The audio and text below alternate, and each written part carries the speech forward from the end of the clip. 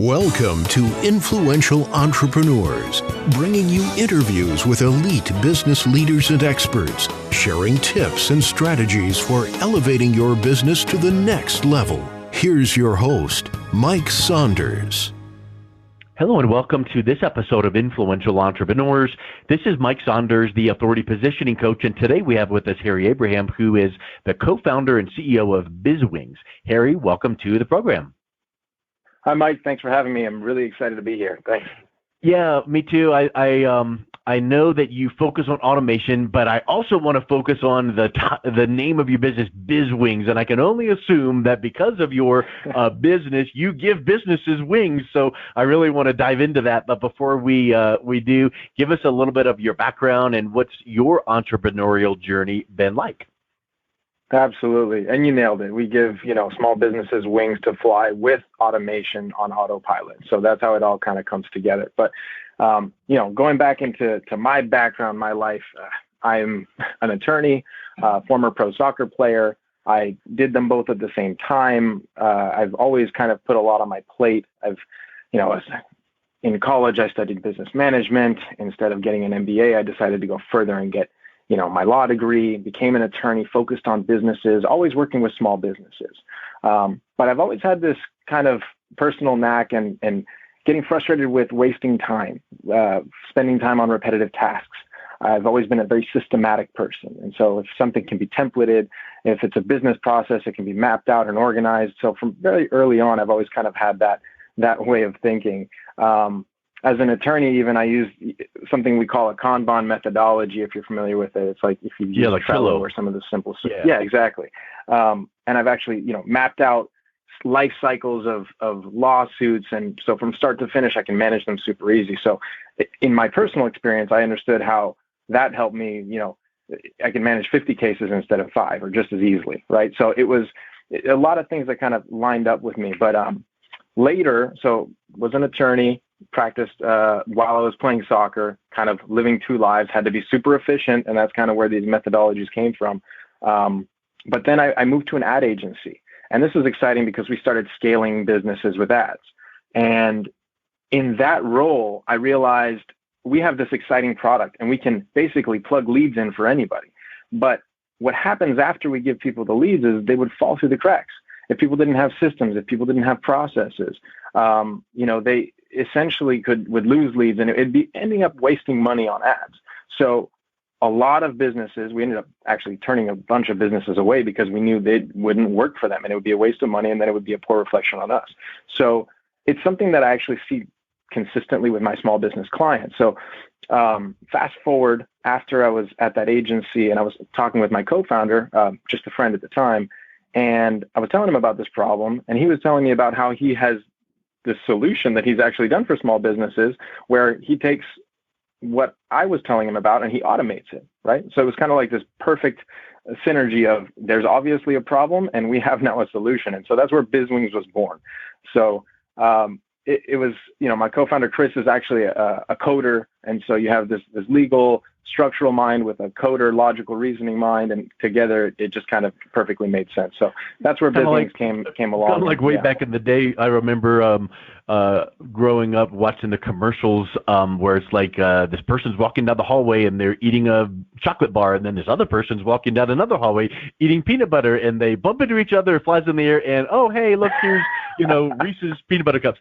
So it's like the best of both worlds, and they're great by themselves, but together, wow, let's take a look at what that could be. So I just absolutely love automation. I think it's just spectacular. I want to dive into some use cases and examples because I think that one of the things that is a huge did you ever read the book 4 Hour Workweek?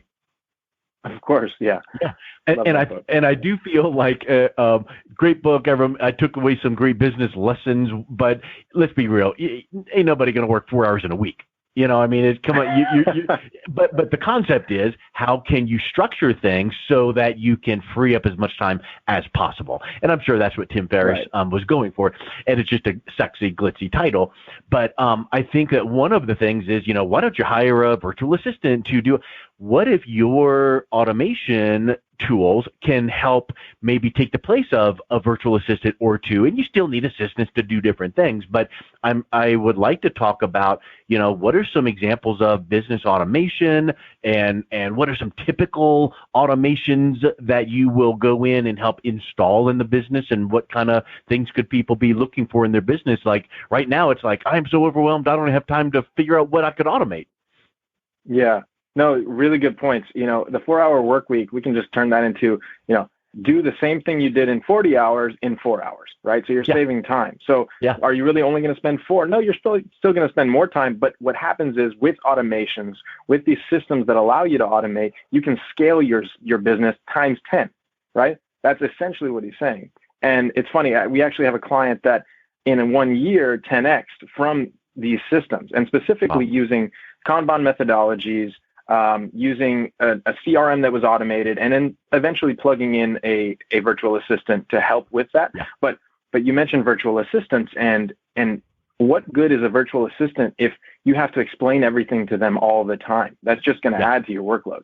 So before you can automate, you have to systematize. You have to break down whatever you're automating into stages. You have to understand what's involved in your processes, and that mapping section is really important. So, it's actually where we start with our clients. We do that, and then once we have something built for them, and we do this really quickly, and we actually have solutions that are designed for small businesses that are simple and kind of plug and play, and that's where we like to focus our energies, because we get the most value out of helping small businesses that are either adopting new technology or not knowing how to use their technology efficiently, right?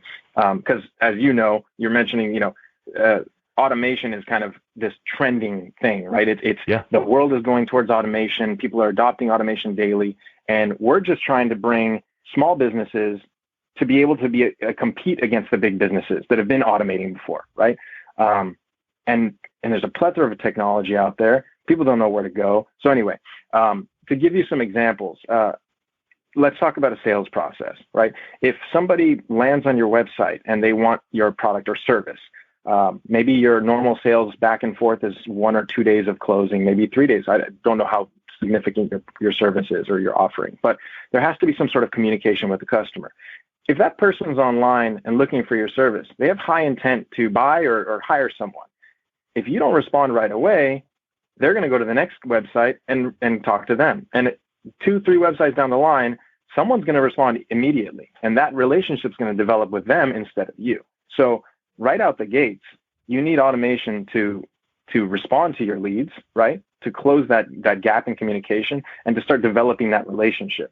And so then the next step is, how can we develop that relationship with authority, right? How do you present them with a response that qualifies what they need and what you provide to be able to match those two together, right? Without the need for human interaction, because you're not at the point yet where you need to really talk about the details. So, example number 1, instant communication, communication with your leads, communication with your customers, right? If you have business processes that you're repetitive, that everyone has to go through this process, once you create some sort of a visual management system, you can see what needs to be done, and you can fire off automated messages or have the system do it for you. So I'd say communication is kind of number 1 in terms of what we automate. But number 2, internal task management, making sure that your team doesn't forget things, that things don't fall through the cracks. These things really apply to most businesses, especially small businesses. I mean, there's still a lot of businesses out there that aren't paperless, right? They're still dealing with papers. They're still processing things. The next level, right? The next level of scaling a business, it requires you to be able to visualize something from your office, from your car, out in the field. So automation allows you to do that. And Mike, you know what? Actually, now that I'm thinking about a really key one, one thing that we love to plug in is we do this review capture automation. So if your client, once you're done working with a client, right, you're on to the next one. You're looking for revenue, whatnot. But don't forget that relationship is, if it was positive, you can actually add benefit to your business. You can get a review from them, right? So we do an automated review capture. So we request feedback. If your client provides you some sort of negative feedback, we make sure it goes to the right person. If they provide positive feedback, we request that they be able to post it online. We have this conversation with them, and we do it in a really streamlined process that essentially allows businesses to collect more reviews from happy customers. And as you know, because I've listened to your podcast before, establishing your authority is really important in your business. And what better way to establish authority than reviews online? So 100%. That's obviously going to promote referrals. Yeah. Yeah, that social proof is huge. And I would even back it up a little bit and say, when things fall through the cracks, your own perception of authority, trust is diminished. So, for instance, if you said to a prospect or a client, hey, I'm going to get this over to you, or the next step is, and it never happens, then they're like, really? So when you can set those automation tasks in place and you don't need to humanly think about remembering or doing it or firing it off, if automation could do it, that will make you look that much better, and that builds that trust in and of itself, not just the saved time and effort. It's trust. You said it. It's building customer trust. As much as we talk about the benefits for the business owner in managing his own business, the other benefit is the customer experience, which is the most important part of your business, right? If your customers go through a journey that's positive, that builds trust, that's quick responses, that always does, that you always do and follow up with what you say you're going to do, that's huge. And so at the end of the day, businesses are people, and building trust with people is everything. That's going to get you more reviews. That's going to get you happier customers. That's going to get you, customers that come back, the loyalty, you name it. So yes, building trust is a huge, huge value. Yes. Okay, so let's talk about some things like when you say repetitive tasks. How detailed can you get? Because I remember way back in the day, years ago, I really don't even remember the name of the tool, but I remember the website was like these two people in front of their laptop, like with shocked looks on their faces going, oh my word, I can't believe this. And the demo was, I hit one button and look at all this stuff that just fired off. Like, you open up Outlook, and then you open up your email, and then you go over to your contact database and you find. So my question is, how many steps and how detailed is your automation? Can it be? Because there could be some things through the workflow that maybe, when a client does this, we now need to go to their file in the client folder in Dropbox and pull out their picture of their headshot and then place it onto this PowerPoint, save it as a JPEG, and then pull up. What does some of the specifics of automation look like that would really save some of those repetitive tasks? That's funny. You go into detail on something that is doable. First of all, almost anything's doable, right? You want to automate a process.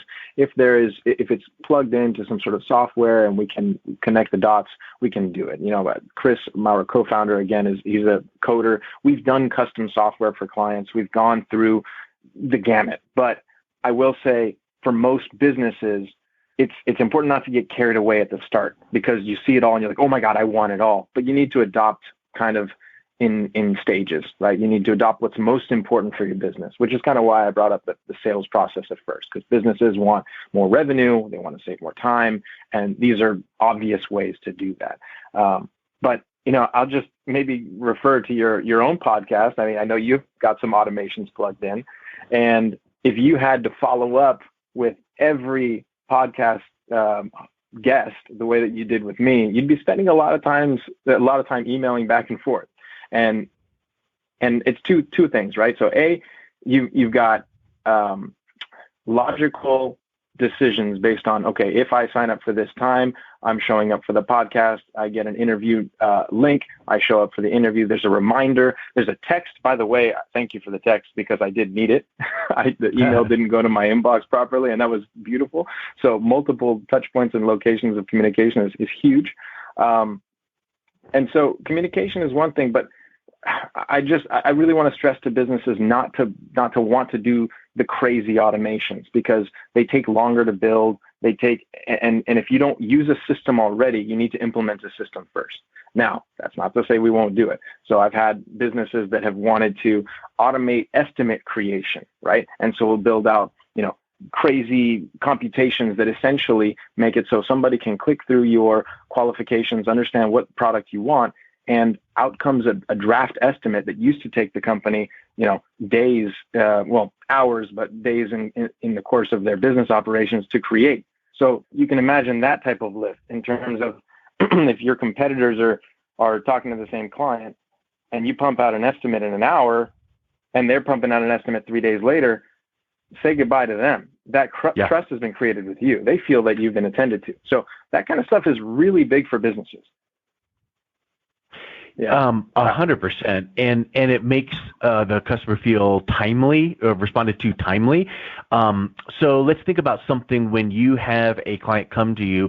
What is some of the low-hanging fruit? What is one of the first places you start with that is like, oh, you want to save some time and automate some things? Here's where we start first. We usually walk through their business. We say, okay, what are the services you offer? What are the services you offer the most? Where are you spending the most time? Okay. And then we correlate that also with, hey, what's the most value? Are these services actually the highest value for you? If you could add more offerings, or if you could close more customers in one particular area, what would it be? So we kind of focus on that. It is customer specific in that sense, but what we plug in is plug and play in terms of once we do this deep dive with them and we understand their system and implement it onto our platform, the automations in the back end are pretty consistent. We'll make sure that all the communications with all these customers or leads, if they're not customers yet, are organized and saved in one place so that things don't fall through the cracks. You're going to see your texts, your emails, your communications all kind of in chronological order. So you get that deep dive, but then at the same time, we've mapped it in a way where you can look at your business and your sales funnel, and you can understand where are people in the stages, what needs to be done, what's on fire, what can wait, and it helps you manage instead of being in your head, right? I hear that all the time with business owners. Oh, if something happened to me tomorrow, I don't know what would happen to my business. Yeah. You need to get it out of your head and into the system and be able to manage it without that stress that's on you all the time. Have you ever read the book Built to Sell? I have not read the entire book. I read like a synopsis. I listened to the summaries and stuff. I think I might have actually bought that book, but I haven't been through it. Well, you need to read it. It's really, really good. It's a kind of a fictional storybook format where this guy has a marketing agency, graphic design, and he's going 20,000 different directions, and he says, I want to sell this thing. And so he goes to this consultant, and he goes, I want to sell, and he's like, it's not in a position to sell. Let's spruce it up before you can sell. And lo and behold, through the process of the story, he goes, you know what? All these services and products that you have, stop it. You pick one thing and you do it good. And he goes, well, we do logos really good. So they created this whole workflow on doing logos that like nothing before it. No one else can do it as good as us. And it just was like a machine. And then come to the end, he's like, oh, hey, maybe I want to sell, but maybe I don't. But look at how nice this business is. And that's like the concept of what you're talking about there is, first, you got to know your business. You got to know workflows. You got to, and certainly there's some assistants or VAs or employees or automations all within that. But you got to do like what Stephen Covey said years ago, begin with the end in mind, and what is that start to finish workflow look like? And then we can backfill, oh, you need some automation here, automation there. Yeah. Yeah, absolutely. It's like, I don't know what the exact quote is, but if you're speaking generally to everyone, you're not really speaking to anyone in terms of sales. It's the same thing. You want to be able to be niched in your strategies and how you're going to grow your business. So yes, I think that definitely relates. 100%. Definitely. Well, Harry, let's wrap up with if someone is listening to this going, I need some margin in my business, I need some automation, I want to learn more. What's the best way they can reach out and connect with you? I'd say go to our website, and we have a special deal for podcast listeners right now. So if they were to go to our website at getbizwings.com/podcast, we've put together what we call a business automation starter kit. It's a package that essentially, it's a plug-and-play sales pipeline automation package. So this helps most small businesses. So what we were talking about earlier, it's kind of, if you don't have anything, this is where we would start. And, to give you examples, this will include the instant greeting to your online visitors, whether it's a company presentation or some sort of qualification series back and forth with them. This will allow you to visualize and manage your sales process in kind of one interface.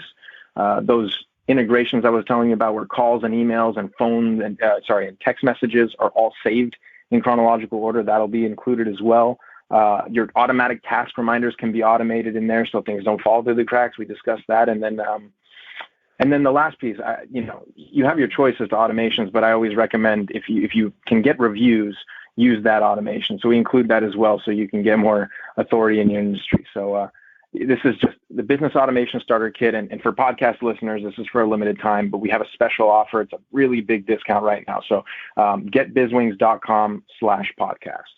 Awesome. Well, thank you so much for coming on today. It was really great getting to know you. All right. Thanks, Mike. Really appreciate it. You've been listening to Influential Entrepreneurs with Mike Saunders. To learn more about the resources mentioned on today's show or listen to past episodes, visit www.influentialentrepreneursradio.com.